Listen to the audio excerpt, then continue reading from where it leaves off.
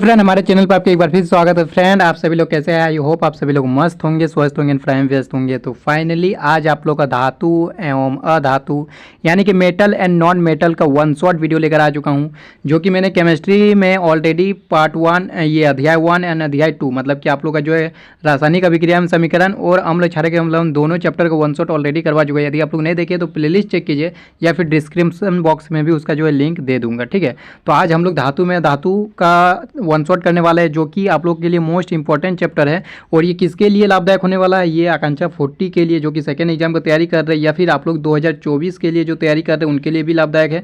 And साथ ही साथ नवोदय के लिए जो तैयारी कर रहे हैं, जेएनवी के लिए, जवाहर नवोदय विद्यालय के लिए, जहाँ पर आप लोग क्लास 11th में एडमिशन के लिए तैयारी कर रहे हैं, उनके लिए भी ये वीडियो बहुत ही ज़्यादा खास होने वाला। तो चलिए ज़्यादा देर नहीं करते, इस वीडियो को शुरुआत करते हैं। चैनल के लिए नए हैं तो चैनल को सब्सक्राइब कीजिए, बेल आइकन को प्रेस कर दीजिए और वीडियो को लाइक कीजिए, तभी मुझे मोटिवेशन मिलता है और आप लोग के लिए इस तरह का वन शॉट बनाते हैं, जो कि कम टाइम में आप लोग पूरे चैप्टर रिवाइज कर देते हैं। A to Z जितना भी चैप्टर में मोस्ट इंपॉर्टेंट टर्म्स वगैरह दिया रहता है, सब कुछ आप लोग एक्सप्लेन किया जाएगा। तो सबसे पीरियोडिक टेबल आप लोग देख लेते हैं एक बार। जो इधर साइड वाला रहता है ये मैक्सिमम क्या होता है? मेटल रहता है। एंड इधर साइड वाला जो रहता है, जैसे एस ब्लॉक ये हो गया, आप लोग जानते हैं ना, एस ब्लॉक हो गया, ये हमारा पी ब्लॉक हो गया, ये हमारा डी ब्लॉक हो गया बीच वाला, और नीचे में जो रहता है उसको एफ ब्लॉक बोला जाता है। तो इधर साइड वाला जो मैक्सिमम है ना, इधर साइड वाला आप लोग का जो दिखेगा, जैसे देख सकते हैं, ये सब भी आप लोग का जो है मेटल है, ठीक है, धातु है। और इधर साइड वाला जो दिखेगा वो नॉन मेटल है, और बीच में कुछ आप लोग का जो है मेटलॉइड दिखेगा। ठीक है, तो चलिए अब हम लोग आते हैं इसमें। देखिए, तत्वों को उनके गुणधर्मों के आधार पर धातुओं में अधातुओं में वर्गीकृत किया जाता है। ठीक है, तो उनके गुणधर्म मतलब कि प्रॉपर्टी, बहुत सारे तत्व है ना, जैसे 118 तत्व लगभग है हम लोग का। ठीक है, तो 118 तत्वों में किसको हम लोग धातु बोलेंगे, किसको अधातु बोलेंगे? तो उसके लिए हम लोग क्या करते हैं, उसका गुणधर्म देखते हैं, मतलब कि उसका प्रॉपर्टी देखते हैं कि किसी भी एलिमेंट में क्या प्रॉपर्टी है, उसी के आधार पर हम लोग उसको धातु एंड अधातु, ये मतलब कि मेटल एंड नॉन मेटल में हम लोग उसको बांट दिए। ठीक है, धातु के कुछ उदाहरण है, जैसे आयरन हो गया, आप लोग का एल्यूमिनियम हो गया, चांदी हो गया, कॉपर हो गया, ये क्या है? धातु है, मेटल है। और अधातु का भी कुछ उदाहरण, जैसे हाइड्रोजन हो गया, नाइट्रोजन हो गया, सल्फर हो गया, ऑक्सीजन हो गया, ये क्या है? अधातु का कुछ उदाहरण है। ठीक है, तो अब हम लोग देखने वाले भौतिक गुणधर्म। भौतिक गुणधर्म में देखिए, पहला है धात्विक चमक। तो धातु में देखिए, धातु की सतह चमकदार होती है। मैक्सिमम जो धातु है, मैक्सिमम जो मेटल है, वो क्या, उसकी सतह जो है, उसका जो सरफेस होता है वो चमकदार होता है, चमकता है। जैसे चांदी देखे होंगे, सोना देखे होंगे, कॉपर देखे होंगे, एल्यूमिनियम, ये सब क्या है? चमकदार होता है। और अधातु में क्या होता है? अधातुएं चमकीली नहीं होती, मैक्सिमम अधातुएं चमकीली नहीं होती, कुछ कुछ अपवाद भी अभी देखने को मिलेगा। ठीक है, आयोडीन अधातु होते हुए चमकीला होता है। देखिए, अपवाद मिल गया, तो ये क्वेश्चन आप लोग को बनाया जा सकता है कि कौन सा अधातु है जो कि चमकीला होता है, तो आयोडीन। ठीक है, तो ये आप लोग याद रखना, जो आयोडीन है वो अधातु होते हुए चमकीला होता है, तो इसको आप लोग नोट कर लेना है। ठीक है, इस तरह पॉइंट वाइज पॉइंट आप लोग नोट करके रहेंगे ना, तो पूरा चैप्टर आप लोग रिवाइज भी हो जाएगा और एक भी क्वेश्चन जो है छूटेगा नहीं। कुछ भी क्वेश्चन आएगा तो आप लोग बना सकते हैं। अब आते हैं कठोरता। दूसरा जो गुणधर्म है, भौतिक गुणधर्म, वो कठोरता है। तो धातुएं सामान्यतः कठोर होती है, मतलब कि आप लोग हार्ड होती है।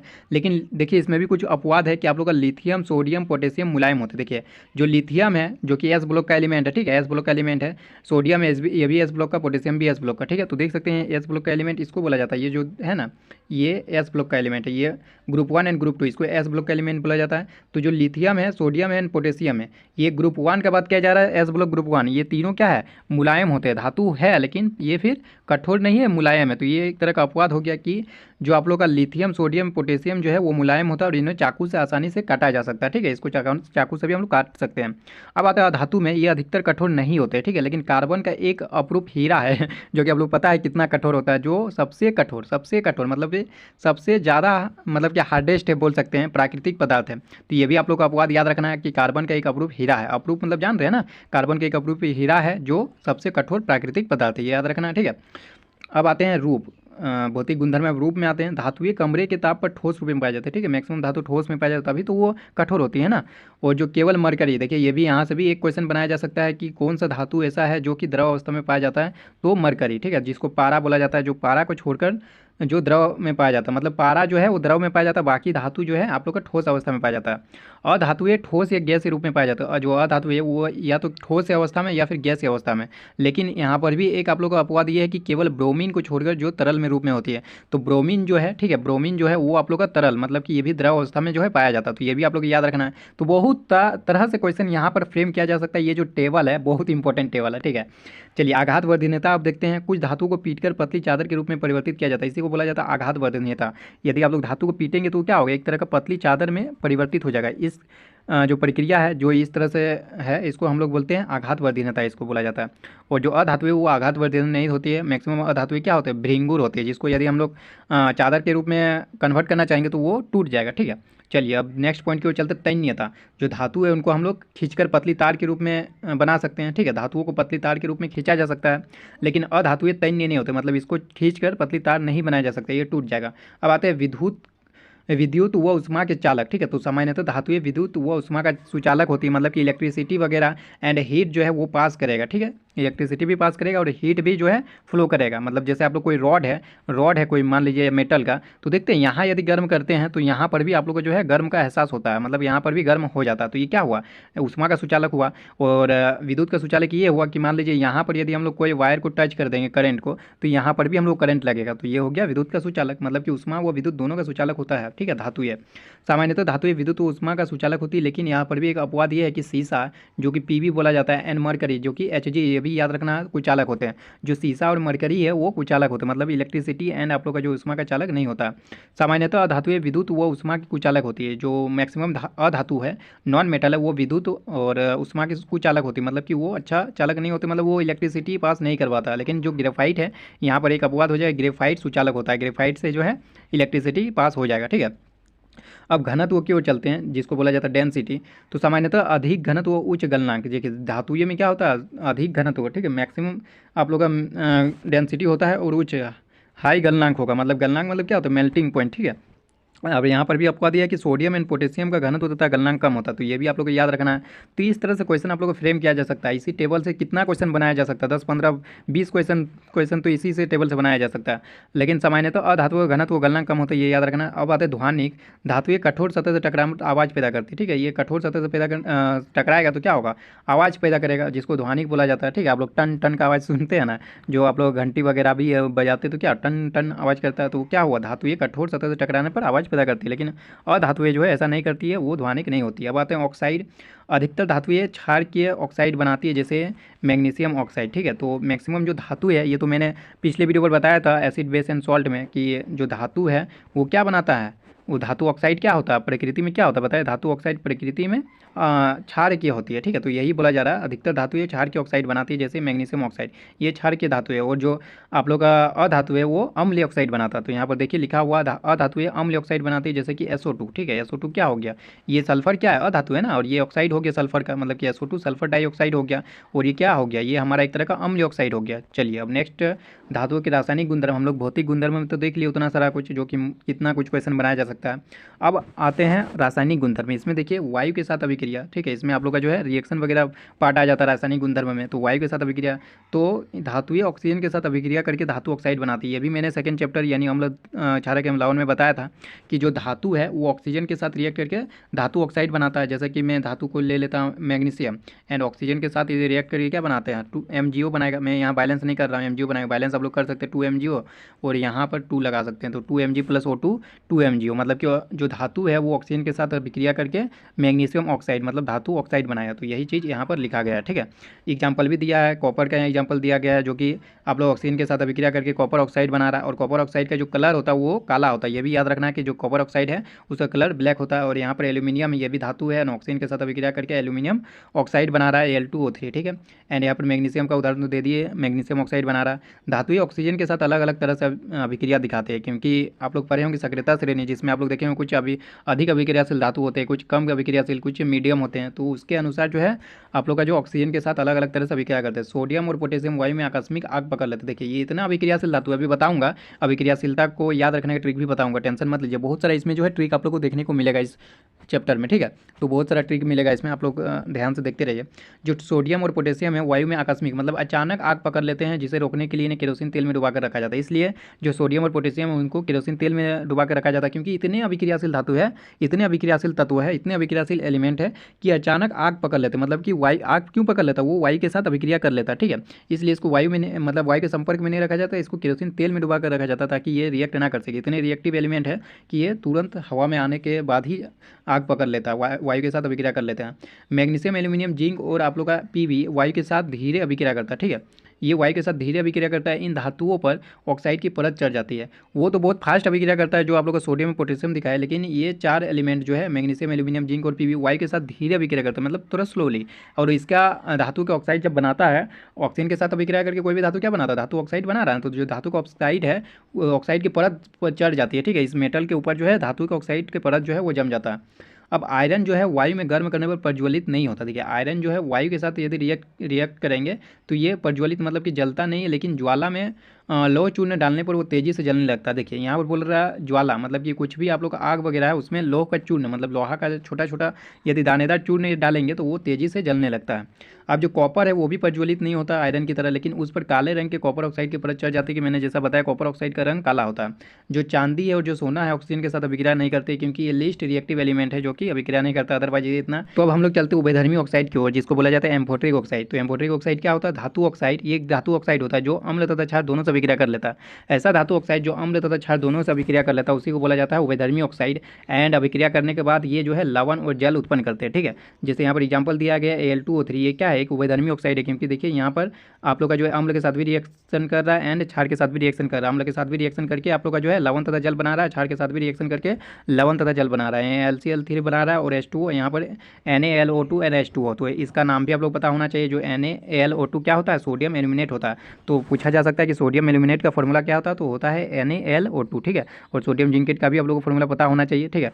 अब आता है जल के साथ अभिक्रिया। जो धातु है वो जल के साथ अभिक्रिया करके क्या बनाता है, धातु ऑक्साइड प्लस हाइड्रोजन। ये भी मैंने सेकंड चैप्टर में ऑलरेडी बता चुका था कि धातु है वो जल के साथ अभिक्रिया करके धातु ऑक्साइड और हाइड्रोजन गैस बनाता है। और धातु ऑक्साइड जो है, अब देखिए ये धातु ऑक्साइड यहाँ पर बन गई, इस धातु ऑक्साइड को फिर से जल से अभिक्रिया कराएंगे तो वो धातु हाइड्रोक्साइड में चेंज हो जाता है। जैसे आप लोग एक चीज़ पढ़े होंगे, जो ये रिएक्शन पढ़े हैं ना, जैसे धातु ऑक्साइड क्या होगा, CaO प्लस H2O से जब हम लोग रिएक्ट करवाते हैं तो क्या हो जाता है, देखिए ये धातु ऑक्साइड हो गया और ये जल हो गया, इसको रिएक्ट करवाएंगे तो आप लोग धातु हाइड्रोक्साइड बनेगा, CaOH का होल 2, ठीक है। CaOH का होल 2, इसका नाम क्या हुआ था, बिना बुझा हुआ चूना, इसका बुझा हुआ चूना, ठीक है। बुझा हुआ चूना नाम छोटा और बड़ा फॉर्मूला, और इसमें क्या बिना बुझा हुआ चूना आप लोग का जो है नाम बड़ा फॉर्मूला छोटा। तो इस तरह से आप लोग समझ सकते हैं। देखिए 1 चैप्टर का भी रिवीजन इसमें हो जा रहा है, ठीक है, फर्स्ट चैप्टर का। तो यहाँ पर देखिए ये टेबल आप लोग का बहुत ज़्यादा इंपॉर्टेंट है, इस टेबल से ही सब कुछ हो जाएगा। जो धातु है वो गर्म जल के साथ कौन सा अभिक्रिया करता है, ठीक है। ठंडे जल के साथ अभिक्रिया करता है सोडियम, पोटेशियम एंड कैल्शियम। ये याद रखना है, सोडियम, पोटेशियम, कैल्शियम जो है वो ठंडे जल के साथ अभिक्रिया कर लेता है, तो ये याद रखना है। और जो गर्म जल के साथ अभिक्रिया करता है, क्रियाशील होता है, वो मैग्नीशियम हो गया। केवल भाप के साथ क्रियाशील धातु जो है वो एल्यूमिनियम, आयरन और जिंक हो गया, ठीक है।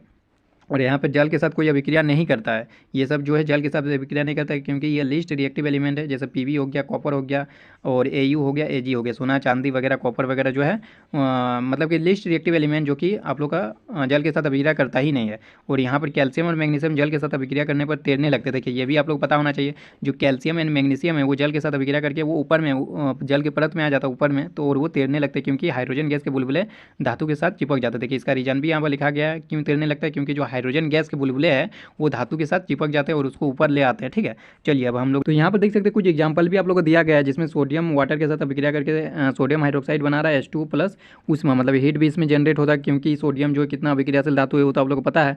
एंड कैल्शियम भी अभिक्रियाशील धातु है, मैग्नीशियम भी। आप लोग इस तरह से टेबल पढ़े होंगे, कृष्णा को मांगो आलू, मैंने ट्रिक बनाया था, कृष्णा को मांगो आलू, ठीक है, ये मांगो आलू, इस तरह से। तो ये जो है ये आप लोग क्या है, मोस्ट रिएक्टिव एलिमेंट है, पोटेशियम, सोडियम, कैल्शियम, मैग्नीशियम। तो देखिए यहाँ पर है ना सोडियम, कैल्शियम, मैग्नीशियम, ये वाटर के साथ जब भी रिएक्ट करेगा तो देख सकते हैं हाइड्रोक्साइड बना रहा है। इसलिए मैं आप लोग को याद करने का ट्रिक भी बता देता हूँ।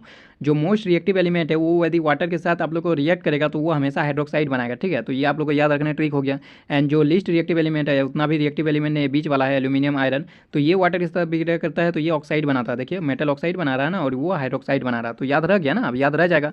क्या याद रह जाएगा कि जो मोस्ट रिएक्टिव एलिमेंट है वो वाटर के साथ यदि रिएक्ट करेगा तो क्या बनाएगा, बताइए, हाइड्रोक्साइड बनाएगा, मतलब OH वाला टर्म आना चाहिए।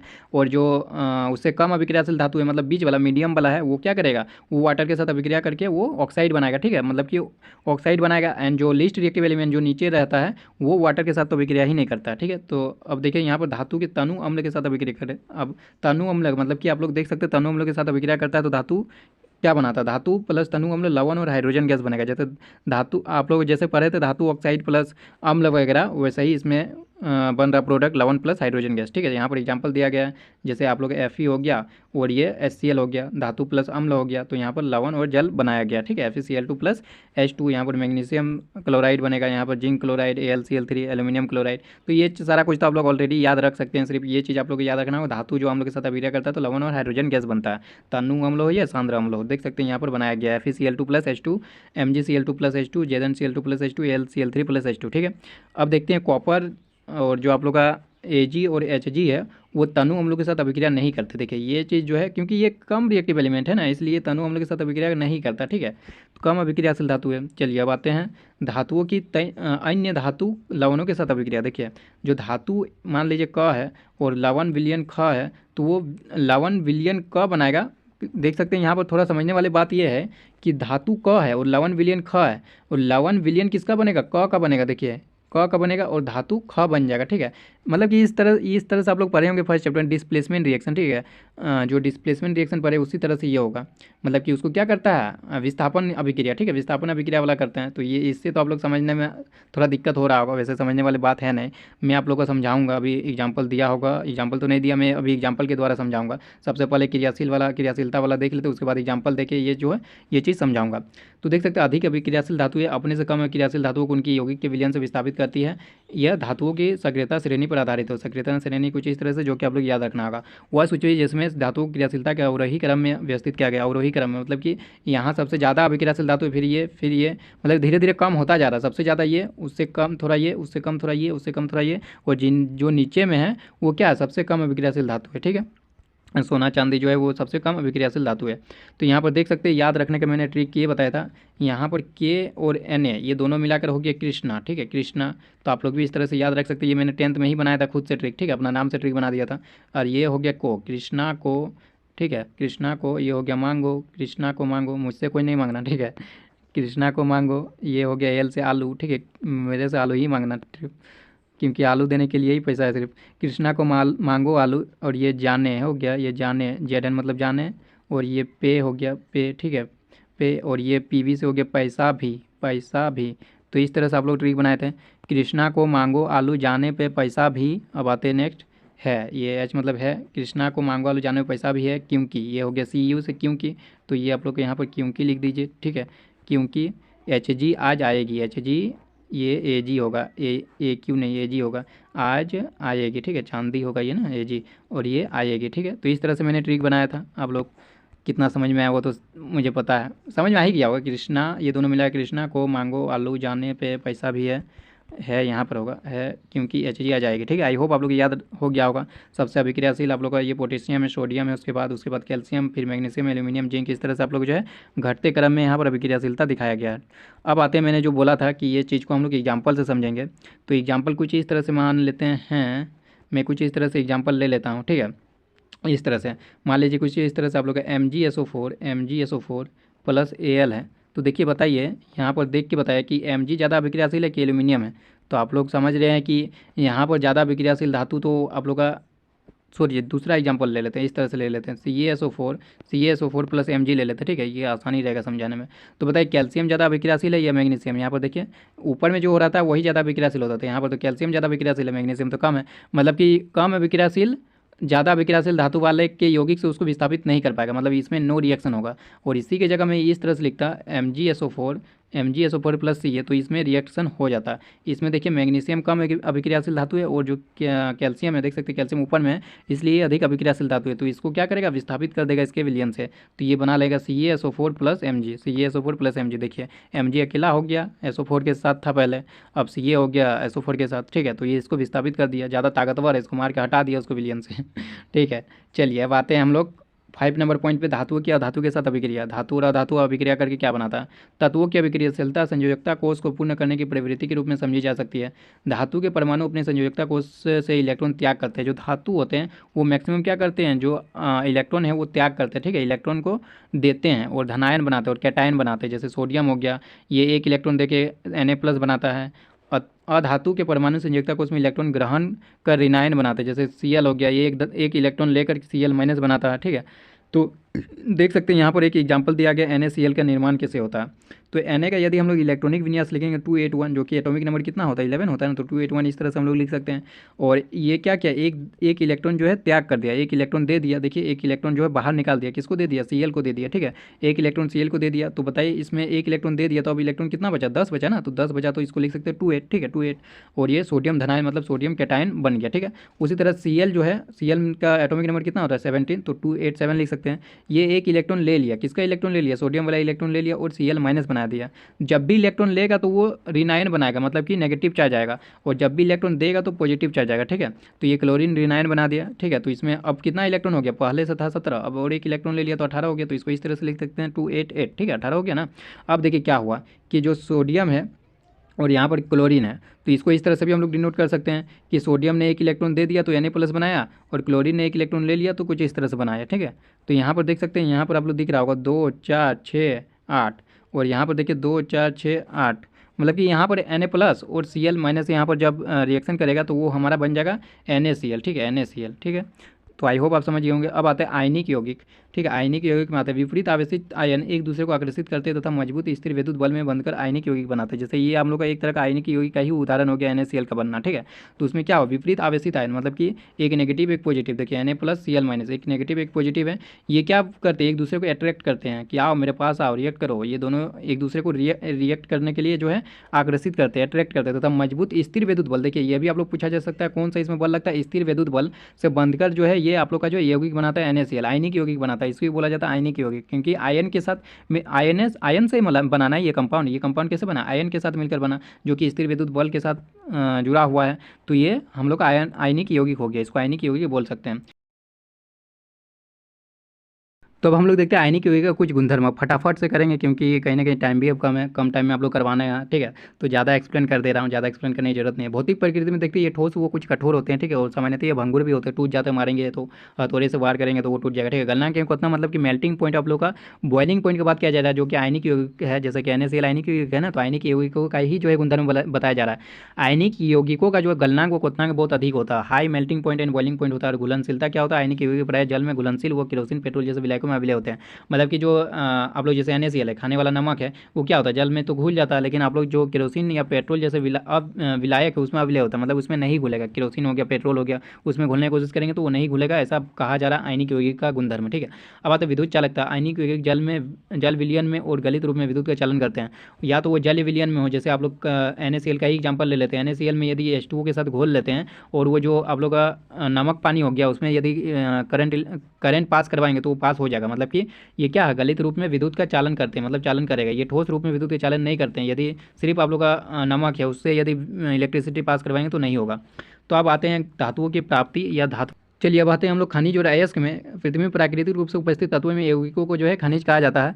तो और अयस्क के बाद क्या क्या है, वे खनिज जिसमें धातु अधिक मात्रा में पाई जाती है और उसे निकालना लाभकारी होता है, उसे अयस्क कहते हैं। देखिए सभी अयस्क जो है खनिज नहीं होते, लेकिन सभी खनिज सभी अयस्क जो है खनिज होते हैं, लेकिन सभी खनिज अयस्क नहीं होते, क्योंकि वही खनिज अयस्क कहलाएंगे जो जिसमें धातु अधिक मात्रा में पाया जाता है और साथ ही साथ उसको निकालने में हम लोग को कुछ लाभ हो, प्रॉफिट हो, उसी को हम लोग अयस्क कहेंगे। ठीक है, सक्रियता श्रेणी में संबंधित धातु कर्म सबसे अधिक अभिक्रियाशील, जैसा कि यहाँ हो गया sodium, potassium, calcium, magnesium, aluminium, और ये स्वतंत्र रूप में नहीं मिलती, इसको विद्युत अपघटन के द्वारा जो है स्वतंत्र करते हैं। ठीक है, ये किसी न किसी सल्फेट के में या फिर आप लोग का सल्फाइड आयन के रूप में रहेगा, सल्फाइड के साथ रिएक्ट करके रहेगा, या फिर आप लोग का जो है कार्बोनेट आयन के साथ रहेगा। तो ये स्वतंत्र रूप में नहीं मिलता है, तो इसको स्वतंत्र रूप में बनाना होगा ना, तभी तो मेटल हम लोग एक्सट्रैक्ट कर पाएंगे। मेटल जो है जैसे हम लोग को मैग्नीशियम चाहिए, तो मैग्नीशियम तो स्वतंत्र रूप से है नहीं, उसको निकालना होगा, मैग्नीशियम हम लोग को अलग करना होगा। तो इसके लिए हम लोग क्या करते हैं, जो अधिक अभिक्रियाशील धातु इसको विद्युत अपघटन करते हैं, क्योंकि इतने अभिक्रियाशील धातु है कि किसी के साथ भी अभिक्रिया कर लेते हैं। तो इसके लिए हमको इसको हटाने के लिए, जुदा करने के लिए हम लोग इसको इलेक्ट्रिसिटी पास करवाते हैं, इलेक्ट्रिसिटी का झटका देते हैं। ठीक है,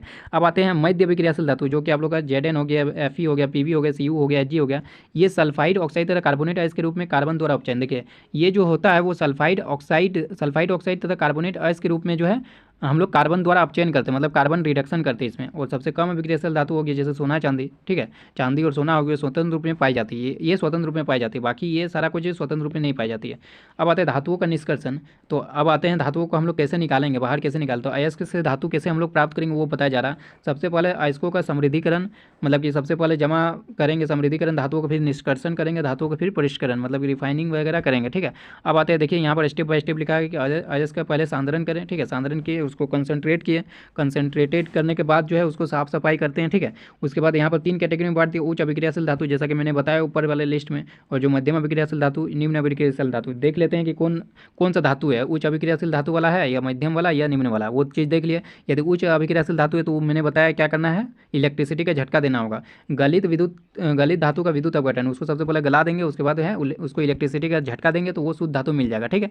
अब आते हैं मध्यम अभिक्रियाशील धातु, इसको दो तरीके से हम लोग अलग कर सकते हैं, एक भर्जन होता है और एक आप लोग का निस्तापन होता है। तो भर्जन किसके लिए करते हैं, सल्फाइड अयस्क के लिए भर्जन करते हैं, और कार्बोनेट अयस्क के लिए हम लोग क्या करते हैं, निस्तापन करते हैं। जैसे सल्फाइड अयस्क के रूप में HgS हो गया, ZnS हो गया, और कार्बोनेट ZnCO3 हो गया। और इसमें निम्न अभिक्रियाशील धातु है सल्फाइड अयस्क यदि पाया जाएगा तो इसको देखिए क्या करते हैं, सीनाबार। सीनाबार किसको बोला जाता है, HgS को सीनाबार बोला जाता है, ये आप लोग को पता होना चाहिए, सीनाबार। और ये भर्जन हो गया। भर्जन हम लोग क्या करते हैं कि वायु की उपस्थिति में जो है रिएक्शन करवाते हैं और धातु ऑक्साइड बनता है, तो उसको बोला जाता है भर्जन। भर्जन क्या होता है, वायु की उपस्थिति में, अधिक वायु की उपस्थिति में जो है उसको हम लोग गर्म करते हैं, ठीक है। और ये सीमित वायु की उपस्थिति में निस्तापन होता है, सीमित वायु की उपस्थिति में निस्तापन किसके लिए करवाया जाता है, कार्बोनेट अयस्क के लिए। कार्बोनेट अयस्क को हम लोग धातु प्राप्त करने के लिए, कार्बोनेट अयस्क को, सल्फाइड अयस्क के हम लोग धातु प्राप्त करने के लिए भर्जन करते हैं। भर्जन क्या है, निस्तापन क्या है, इस सारों को समझा दिए। ये दोनों जो है वायु के साथ, ये तो सीमित आयु है, यानी यहाँ अधिक वायु से हम लोग जो है गर्म करते हैं और वो धातु ऑक्साइड बनाता है। और धातु ऑक्साइड के बाद में फिर हम लोग धातु से अपचयन करवाते हैं, जैसे कार्बन रिडक्शन हो गया, कार्बन से रिडक्शन करवा देते हैं तो वो हम लोग का फाइनली धातु मिल जाता है। उसी तरह उसमें भी है, निम्न अभिक्रियाशील धातु में भर्जन करवाते हैं, फिर हम लोग का डायरेक्ट धातु मिल जाता है, फिर उसका रिफाइनिंग कर देते हैं, ठीक है। आई होप आप लोगों को समझ में आ गया होगा। अब अयस्क धातु निष्कर्षण में प्रयुक्त चरण क्या है, ये तो बता दिया, प्रयुक्त चरण तो बता ही दिया। अब आते हैं कुछ मुख्य परिभाषाएं, ठीक है। जो गैंग है, क्या है, गैंग पृथ्वी से खनिज अयस्कों में रेत, मिट्टी आदि जैसे कई अशुद्धियाँ पाई जाती है जिन्हें गैंग कहा जाता है। तो जो गंदगी है, खनिज के अयस्कों के साथ जो गंदगी मिलती है उसी को हम लोग गैंग बोलते हैं। और भर्जन क्या है, सल्फाइड, ये तो बता दिया भर्जन। सल्फाइड अयस्कों को वायु में, देखिए सल्फाइड अयस्क के लिए, ठीक है, सल्फाइड अयस्कों को वायु की उपस्थिति में अधिक ताप पर गर्म करने पर ये ऑक्साइड में बदल जाती है। अधिक ताप में गर्म करेंगे और वायु की उपस्थिति में तो ये क्या होता है, वो धातु ऑक्साइड में बदल जाता है। इस प्रक्रिया को भर्जन करते हैं। जैसे अपन यहाँ एग्जाम्पल दिया गया ZnS और 3O2, इसमें ऑक्सीजन की प्रचुर मात्रा में और इसमें ताप भी अधिक ताप में हम लोग गर्म कर रहे हैं, तो ये क्या हो गया, ऑक्साइड में परिवर्तित हो गया, धातु ऑक्साइड में, इसी को बोला जाता है भर्जन। सीनाबार का बोल दिया, HgS को सीनाबार बोला जाता है। और निस्तापन क्या होता है, कार्बोनेट अयस्क के लिए। भर्जन होता है सल्फाइड अयस्क के लिए और निस्तापन होता है कार्बोनेट अयस्क के लिए। इसमें सीमित वायु, मतलब कि कम मात्रा में वायु हम लोग, सीमित, ठीक है। उसमें तो ज़्यादा वायु दे रहे थे, लेकिन इसमें सीमित ऑक्सीजन देना है। अधिक ताप पर गर्म करने से ये ऑक्साइड में बदल जाता है और इस प्रक्रिया को हम लोग निस्तापन करते हैं। जैसे यहाँ पर कार्बोनेट दिया गया ZnCO3 जिंक कार्बोनेट और इसको ZnO+CO2 बना दिया, ठीक है, इसमें ताप के सीमित वायु की उपस्थिति में। अब आते हैं अपचयन। जैसा कि मैंने बताया था कि बाद में हम लोग क्या कर सकते हैं, जो धातु ऑक्साइड है, जैसे यहाँ धातु ऑक्साइड बना, ऊपर में भी हम लोग का धातु ऑक्साइड बना, ठीक है, धातु ऑक्साइड, उसको क्या करते हैं, कार्बन रिडक्शन करते हैं। तो यहाँ पर देखिए, ये धातु ऑक्साइड से कार्बन जैसा अपचायक का उपयोग कर धातु प्राप्त की जा सकती है। यहाँ पर कार्बन से हम लोग रिडक्शन किए तो ये हम लोग का फाइनली देखिए जिंक मिल गया ना, ये हमारा धातु फाइनली मिल गया। रिडक्शन मतलब समझ रहे ना, यहाँ Zn का ऑक्सीडेशन नंबर 2 है और यहाँ 0 है, मतलब कि ये क्या हुआ, डिक्रीज इन ऑक्सीडेशन नंबर, मतलब इसका क्या हुआ, रिडक्शन हुआ। तो ये हुआ कार्बन जो है इसको रिडक्शन कर दिया, ठीक है। रिडक्शन करने के बाद ये हमारा प्योर धातु मिल गया। अब आते हैं धातु का परिष्करण, ये भी प्योर नहीं है, इसको फिर से प्योर बनाया जाता है, रिफाइनिंग वगैरह किया जाता है तो वो प्योर बन जाता है। अब धातुओं से अपद्रव्य को हटाने के लिए सबसे अधिक उपयोगी विधि विद्युत अपघटनी परिष्करण। देखिए अब इसमें भी प्योर नहीं था, उसको प्योर करने के लिए हम लोग फिर से विद्युत अपघटनी का उपयोग करते हैं। यहाँ पर जैसे देख रहे हैं, जो कॉपर का उदाहरण दिया गया है CuSO4, तो यहाँ पर देखिए ये आप लोग समझ सकते हैं, ये कैथोड हो गया, ये कैथोड हो गया, ये एनोड हो गया। इसमें से आप लोग का जो है ये टैंक हो गया और ये अपद्रव हो गया, जिसको बोला जाता है एनोड पंख बोला जाता है, ठीक है। इसमें क्या हो रहा है कि एनोड पर अशुद्ध तांबा है, जो एनोड है यहाँ पर अशुद्ध तांबा निकल रहा है, ठीक है, अशुद्ध तांबा यहाँ से निकल रहा है। और जो कैथोड है उसमें आप लोग का शुद्ध तांबा जा रहा है, ठीक है, शुद्ध तांबा जा रहा है, ठीक है। और यहाँ पर क्या हो रहा है कि विलयन जो है CuSO4 हम लोग लेते हैं कॉपर सल्फेट और तनु सल्फ्यूरिक अम्ल, सूक्ष्म मतलब कि कम मात्रा में हम लोग लेते हैं H2SO4 तनु होना चाहिए, ठीक है, ज़्यादा सांद्र नहीं होना चाहिए, तनु सल्फ्यूरिक अम्ल हम लोग लेते हैं।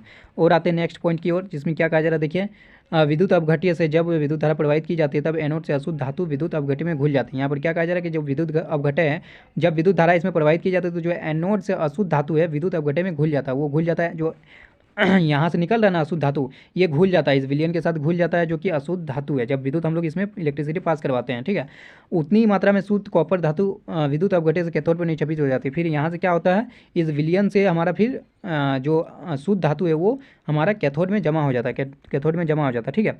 और यहाँ पर बोला जा रहा है अविलेय अशुद्धियाँ एनोड तली पर निक्षेपित हो जाते हैं। जो घुलता नहीं है वो क्या हो जाता है, यहाँ पर जमा हो जाता है, नीचे जमा हो जाता है, जिसको बोला एनोड के नीचे जमा हो जाता है, जिसलिए इसको बोलते हैं एनोड पंख, ठीक है। अब आते हैं संक्षारण। तो लास्ट में आ गया हम लोग वीडियो के लास्ट में। धातुएं अपने आसपास आम्ल, आर्द्रता एवं वायु आदि के संपर्क में आने पर संक्षारित हो जाती है। ठीक है, जैसे आप लोग जंग लगने वाला सुने होंगे, तो वो भी एक तरह का संक्षारण ही है। जैसे सिल्वर पहला दिया गया है, वायु में उपस्थित सल्फर के साथ अभिक्रिया कर सिल्वर सल्फाइड बनाता है। ठीक है, सिल्वर क्या होता है, एजी होता है ना, तो एजी जो है वो सल्फर के साथ बना के एजीएस बना लेता है। ठीक है, सिल्वर सल्फाइड बना लेता है। तो ये भी एक तरह का संक्षारण हुआ, जिसके कारण वस्तु काली हो जाती है। तो ये आप लोग याद रखना होगा, सिल्वर सल्फाइड का जो रंग है वो काला होता है। ठीक है, इसके कारण ये काली हो जाती है वस्तुएं। कॉपर आर्द्र कार्बन डाइऑक्साइड मतलब Cu जो है आप लोग का CO2 के साथ अभिक्रिया करके हरे रंग का कॉपर कार्बोनेट बनाता है। ठीक है, कॉपर कार्बोनेट बना देगा CuCO3, जो कि हरे रंग का बनेगा। ठीक है, तो ये भी आप लोग को याद रहना चाहिए। लोहा जो है इसमें जंग लग जाता है, भूरे रंग के पदार्थ की परत चढ़ जाती है, जिसको हम लोग जंग बोलते हैं। वायु से ये रिएक्ट करता है, इसलिए आर्द्र वायु। ठीक है, आर्द्र वायु, इसमें नमी भी होना चाहिए, थोड़ा पानी की मात्रा। अब आते हैं संक्षारण से सुरक्षा। हम लोग अब इस टाइप का हम लोग को यदि प्रॉब्लम फेस करना पड़ा तो इससे हम लोग बचाव कैसे कर सकते हैं। तो ये बोला संक्षारण से सुरक्षा। लोहे को जंग लगने से बचाया जा सकता है, या तो पेंट कर दीजिए। तो पेंट करेंगे तो क्या होगा, मान लीजिए लोहा कोई छड़ है, इसमें पेंट कर देंगे तो ये क्या होगा, डायरेक्ट वायु के संपर्क में नहीं आएगा, आर्द्र वायु के डायरेक्ट संपर्क में नहीं आएगा लोहा, आर्द्र वायु के डायरेक्ट संपर्क में नहीं आएगा, तो दोनों के बीच रिएक्शन नहीं होगा। रिएक्शन नहीं होगा तो फिर वो जंग नहीं लगेगा। तो ये हम लोग पेंट करके बचा सकते हैं, या फिर तेल लगाकर, मतलब दोनों के बीच हम लोग एक दीवार खड़ा करना। ठीक है, जो आर्द्र वायु है और जो हम लोग का लोहा है, उस दोनों के बीच में हम लोग दीवार खड़ा करना, ताकि दोनों एक दूसरे के टच में ना आए। या फिर ग्रीज लगाकर यसद लेपन, जो कि आप लोग जानते होंगे यसद लेपन क्या है, क्रोमियम लेपन द्वारा एनोडीकरण या मिश्र धातु बनाकर, मिश्र धातु भी बना देंगे तो वो जो है रिएक्ट नहीं करेगा। अब आते हैं यसद लेपन, मतलब देखिए देख लीजिए, लोहे हम इस इस्पात को जंग से सुरक्षित रखने के लिए उन पर जस्ते की परत चढ़ाई जाती है। ठीक है, उसके जस्ते की परत चढ़ा देंगे, तो जस्ते की परत चढ़ा देंगे तो क्या हुआ, आर्द्र से ही इसका कनेक्शन टूट गया, और जो जस्ता है मतलब जिंक है वो जल्दी रिएक्ट नहीं करता अदरवाइज से। ठीक है, तो ये बच गया हम लोग का। तो परत चढ़ाई जाती है, इसे हम लोग यसद लेपन प्रक्रम कहते हैं। इसी को यसद लेपन कहा जाता है, जो हम लोग जिंक का परत चढ़ाते हैं लोहे हम इस्पात को जंग से सुरक्षित रखने के लिए। अब आते हैं मिश्र धातु, जो कि हम लोग लास्ट चैप्टर में पहुंच गए। मिश्र धातु के बाद क्या जा रहा है, देखिए मिश्र धातु क्या होता है, दो या दो से अधिक धातु या धातु और अधातु के समांगी मिश्रण होते हैं। ठीक है, दो या दो से अधिक धातु जब हम लोग मिलाकर मिश्र धातु मतलब क्या, मिश्र मतलब कि मिश्रण हो गया। ठीक है, तो मिश्र धातु दो या दो से अधिक धातु या धातु और अधातु के समांगी मिश्रण होते हैं, समांगी मिश्रण। ठीक है, लोहा सूक्ष्म मात्रा में कार्बन के मिश्रण के साथ लोहा कठोर और प्रबल हो जाता है। यदि लोहा में यदि हम लोग कार्बन के साथ मिश्रण कर देंगे तो वो अधिक कठोर और प्रबल हो जाएगा, मतलब आप लोग का स्ट्रॉन्ग हो जाएगा। जैसे इस्पात, ये कुछ आप लोग को याद रखना होगा मिश्र धातु का नाम। जैसे स्टील हो गया, स्टील किसका किसका मिश्र धातु है, लोहा प्लस निकल और क्रोमियम। तो ये याद रखना होगा आप लोग का। जो पीतल है, इसका मैं ट्रिक बना देता हूँ। पीतल मतलब क्या होता है, पीतल। ठीक है, पीतल का ट्रिक बना देता हूँ, आप लोग याद रखना, पिताजी, पिताजी। ठीक है, पीतल का याद रखने के लिए पिताजी याद रखना। पी से हो गया पीतल, पी से हो गया पीतल, तो पीतल यहाँ पर हो गया, और ता से हो गया तांबा मतलब कॉपर हो गया, और जी से हो गया जिंक। ठीक है, तो याद रह जाएगा आप, पीतल मतलब पिताजी याद रखना, पी से पीतल, ता से तांबा, जी से जिंक, याद रह जाएगा ना। अब आते कांसा, कांसा का भी मैं याद रख जाता हूँ। कांसा मतलब जैसा आप लोग जो गांव देहात में रहते हैं वो कांसी जानते होंगे, कांसी। ठीक है, और उसका जो है एक तरह का दरवाज़ा जो होता है ना, उसको ताटी बोला जाता है। तो कांसी का जो है ताटी बनाया जाता है गांव में। ठीक है, तो कांसी का जो है ताटी बनाया जाता है। तो इसको इस तरह से याद रखना है, कांसा मतलब ताटी, कांसा मतलब ताटी, ताटी। ठीक है, ताटी, ताटी। ठीक है, ताटी याद रखना, टाटी नहीं ताटी, ता होना चाहिए, ताटी, ये याद रखना। तो ता से हमारा हो गया कितना, ता से कॉपर हो गया, तो कांसा का क्या हो जाएगा, ता से कॉपर, एंड पी से टीन, याद रह जाएगा ये भी। सोल्डर का लेड एम टीन याद रखना है। जो अमलगम है वो मरकरी के साथ अन्य तत्व होगा तो उसको अमलगम कहेंगे। तो आई होप आप लोग समझ में आ गया होगा, कम समय में आप लोग को जो पूरा चैप्टर रिवाइज करवा दिए। तो चलिए आज के लिए इतना रखते हैं। आप लोग प्लेलिस्ट चेक कीजिए, वहाँ पर और भी वन शॉट आप लोग मिल जाएगा। एंड नेक्स्ट में आप लोग बता दीजिएगा कौन सा वन शॉट चाहिए। चलिए आज के लिए इतना, तब तक के लिए take care and bye bye. Video अच्छा लगा तो लाइक जरूर करें।